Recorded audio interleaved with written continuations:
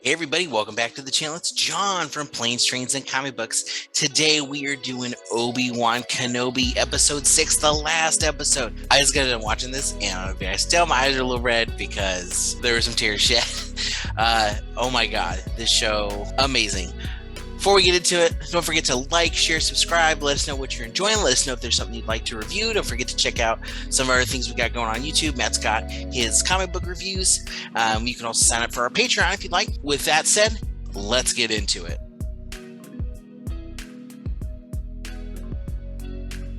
Best episode by far. Oh my god. So amazing. One thing I gotta say, people online, let the show play out because it answered so many questions people were freaking out about. Yeah, there's a couple little things maybe they left some loose ends, but in general, I think it answered all my main questions. Hit all the topics all the things I was looking for. It was fantastic. Obi-Wan was badass. Vader was badass.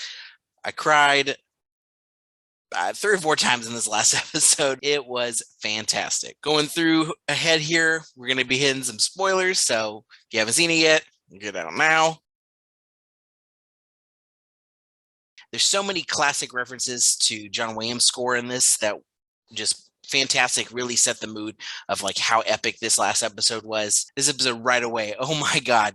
So Obi-Wan takes like a little drop ship and leaves.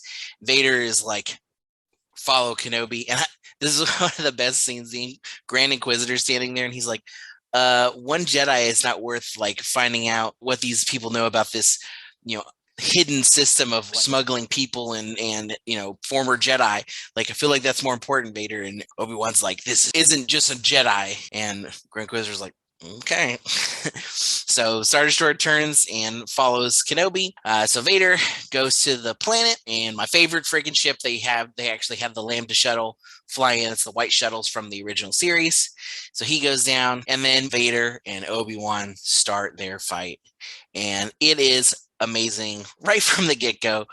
Obi-Wan does his little stance. Vader's like, oh, you're here to kill me. And Obi-Wan says, I will do what I must. And he says, you will die instead of you will try. Just absolutely, all the little nods to things were just fantastic. It's like poetry, as George would say, everything just kind of comes back and shows itself again. And I loved it. I was there for this entire thing. Their battle was so badass. Both of them kind of going back and forth, getting the upper hand, showing how strong they are. Obi-Wan tries to throw have a boulder kind of thing fall on him, and Vader stops it and he's like, oh, you're getting your strength back. Too bad you have a weakness that I'll exploit. And he like throws that boulder away. And it was just amazing to see how powerful they both are. Especially, Vader's like on the aggressive, then Obi-Wan gets in the aggressive. And this was really cool because it's kind of showing a little bit of like their normal fighting that you kind of seen, but Obi-Wan is keeping Vader on his toes so much. Vader has to go and use both hands. He has to choke up on his lightsaber and really focus. And it was just so cool to notice these little things. They even had some behind the back fighting with Vader. I mean, Vader's mostly machine now, so like him having to move is it's definitely nothing like he did in episode 3, but it's still like you can tell like their power moves, and then there's like certain things he's having to do. It's really cool. It was a fantastic fight. Obi-Wan's able to like come in more for an attack, and as he's attacking him, he like hits the hilt of his lightsaber against his chest box. Vader's having a hard time breathing, and he slashes Vader on the back a bit in one of the turnarounds, and then he gets this jump as they are spread apart for a second, and when he comes in, slashes down, he actually slashes down on Vader's helmet and rips a huge side of it open. Obi-Wan goes, Anakin, because he sees his face. And it's very similar to Return of the Jedi with him having a hard time breathing. It's such a beautiful thing we get to hear between Anakin voice and then James Earl Jones' Darth Vader voice. It's kind of going back and forth between them. And Obi-Wan just starts tearing in his eyes. I'm trying not to tear back up. And he's like, Anakin, I am so sorry. I'm sorry for everything. And Anakin's like, you don't have to be sorry. You didn't do this. I killed him. And it's really cool the way it was shot. It looks like he kind of has a tear in his eye, and then his eyes kind of look like they go Sith. And then the light was gleaming on his face that you could see, all scarred and burned up. And then as he's like, I killed him. And then he's like, just like I will destroy you. And then the red blade gleams up on his face, and it's just the parallels is beautifully shot.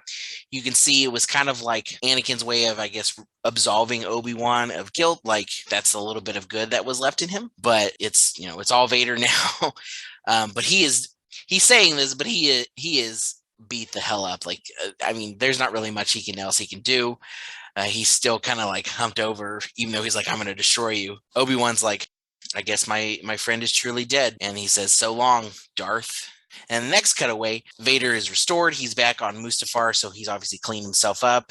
And he is speaking to Palpatine. We get a little cameo for Palpatine. Palpatine's up on the little hologram, and he says, all the probes are out. We're going to find Kenobi wherever he went. And I love Palpatine being manipulative. He's like, you seem agitated. Are you sure that your thoughts are in the right place and you're clear on this? You can't get past your past, huh? So just, you know, pulling on Vader's leash, and Vader's like, nope, you're right. Kenobi means nothing. I serve only you, Master. And so that was great to see a little cameo of Palpatine. And then it plays some of the Imperial March, and that was beautiful. Obi-Wan goes to see Leia. Beautiful little scene. This was actually another one of the ones that made me cry. They hug and embrace, and Obi-Wan's like, you can call on me if something happens again. Take care, Princess. May the Force be with you. And they part. And so that was really sweet. So he gets back to Tatooine. He goes to the Lars homestead. Owen has a moment. He's like, well, do you want to meet him? Which is interesting to think, like, yeah, he's just been watching from the shadows. He actually never really met Luke. It's a moment basically for Obi-Wan to walk up and go, hello there. Then he packs up and is riding off. And as he's riding off into the desert, he gets to the rocky area too. And who should appear in one of the last parts of this? Qui-Gon Jinn. Liam Neeson himself reprising his role after, of course, he said he wasn't. They hinted it the whole entire season because he's trying to talk to his master. And without a hitch, he's, you know, sassy from the start. He's like, well, it's about time. He's like, oh, I've been here the whole time. You just weren't ready to see me.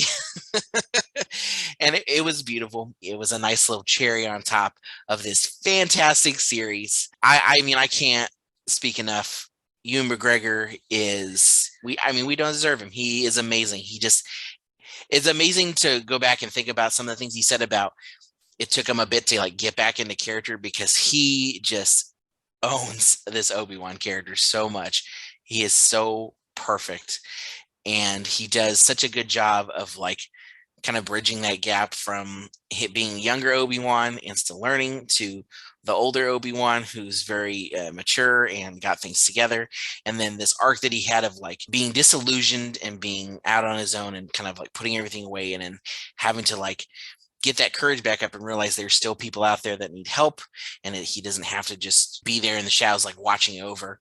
That was really cool. And to see him get his confidence, and then, you know, Vader on his tail the whole time after he found out he was there. It was just fantastic. I love this show. This is definitely up there with Mandalorian for me. I can't say necessarily better because there's 2 seasons of Mandalorian. It's really just added so much as far as like to the lore of Star Wars. But this is top tier. It is so good. It is such good connective tissue, and it is just so beautifully put together. All the things about it that I was like, oh, that was a weird choice, or that was minor, or like, oh, I didn't like that. They're all minor in comparison to the overall greatness of this Obi-Wan Kenobi show. I hope there's more. If not, I am so happy that we got this. With that, don't forget to like, share, and subscribe, and we'll see you on the next one.